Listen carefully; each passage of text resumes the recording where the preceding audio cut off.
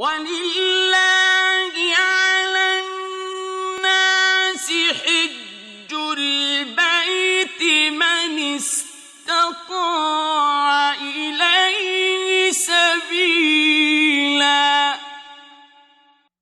وَمَن كَفَرَ فَإِنَّ اللَّهَ غَنِيٌّ عَنِ الْعَالَمِينَ۔ نحمدہ ونصلی علی رسولہ الکریم، اما بعد، اس نشست میں ہم آپ کے سامنے ان مقامات کا ذکر کریں گے جہاں مناسک حج ادا کیے جاتے ہیں۔ بیت اللہ، اللہ کا گھر جس کو خانہ کعبہ کہتے ہیں، جس کے گرد طواف کیا جاتا ہے۔ حتیم، بیت اللہ کے شمالی جانب وہ گول دیوار، اس کا اندرونی حصہ جو ہے یہ حتیم کہلاتا ہے۔ طواف کے دوران طواف کرنے والوں کو اس کے اندر سے نہیں گزرنا چاہیے، اس لیے کہ اس گول دیوار کے اندر کا حصہ بیت اللہ کا جز ہے، بیت اللہ کا حصہ ہے۔ البتہ اگر کبھی موقع ملے تو اس گول دیوار کے اندرونی حصے میں نماز پڑھنے کی سعادت حاصل کریں، وہ ایسے ہی ہوگا جیسے آپ نے بیت اللہ کے اندر نماز ادا کی ہے۔ البتہ طواف کرنے والوں کو اس گول دیوار کے باہر سے گزرنا چاہیے، اس گول دیوار کو حتیم کہتے ہیں۔ مقام ابراہیم، بیت اللہ کے مشرقی جانب دیوار سے کچھ فاصلے پر شیشے کے فریم میں وہ پتھر رکھا ہوا ہے جس کے اوپر سیدنا ابراہیم علیہ السلام کے پاؤں کے نشانات ہیں۔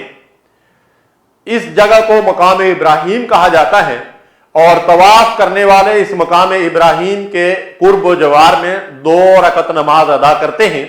لیکن اگر وہاں 2 رکعت نماز ادا کرنے کی گنجائش نہ ہو، ہجوم وغیرہ کی وجہ سے، رش کی وجہ سے، تو پھر خانہ کعبہ کے اندر کسی بھی مقام پہ سہولت جہاں پہ ہو وہاں جا کر 2 رکعت نماز بیت اللہ کا طواف ادا کرنے کے بعد ادا کر لی جائے۔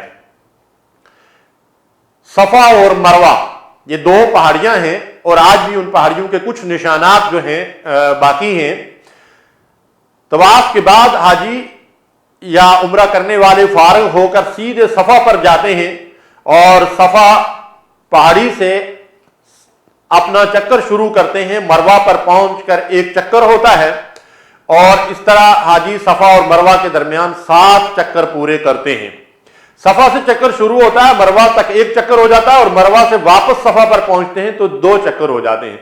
اس طرح 7 چکر ان 2 پہاڑیوں کے درمیان لگائے جاتے ہیں، ان کو صفا اور مروہ کہتے ہیں، اور ان کے درمیان جو آدمی چلتا ہے اس کو سعی کا عمل کہتے ہیں۔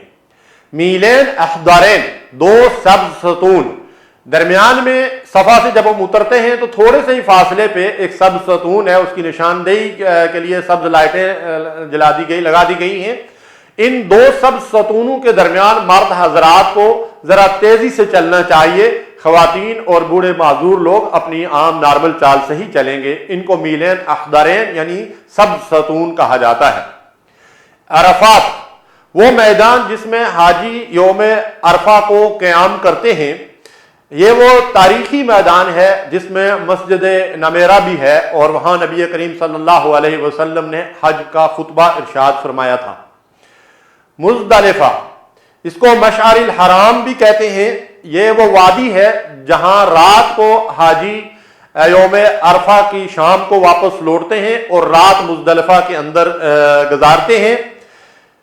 وادی محصر، مزدلفہ اور مینا کے درمیان وہ وادی ہے جہاں ابراہہ کے لشکر پہ اللہ تبارک و تعالیٰ نے عذاب نازل کیا تھا۔ یہاں سے گزرتے ہوئے اگر معلوم ہو جائے تو اللہ کے عذاب سے پناہ مانگتے ہوئے تیزی سے گزرنا چاہیے، اور یہاں پہ رکنا نہیں چاہیے۔ جمرات، وہ 3 ستون جو رمی کے لیے یعنی کنکریاں مارنے کے لیے بنائے گئے ہیں، ان کو جمرات کہتے ہیں، اور رمی کرنے اور کنکریاں مارنے کے عمل کو رمی جمرات کہتے ہیں۔ یہ جمرات 3 ہیں، جمرۃ الاولی، جمرۃ الوسطیٰ اور جمرۃ العقبہ۔